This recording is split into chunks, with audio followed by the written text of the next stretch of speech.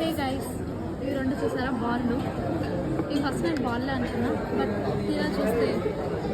చూడండి ఏముంటుందో చూడండి జరిగే హే ఓ గాడ్ ఇది ఉప్పు గాయస్ ఉప్పు ఇది చూద్దాం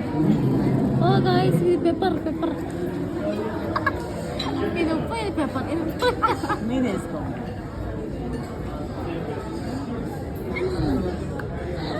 ఇక్కడ చూడండి ఒకటి పొడి ఒకటి చట్నీ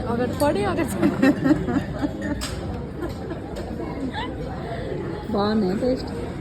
బాగానే ఉంటాయి ఇంకా టేస్ట్ ఏడికి వచ్చింది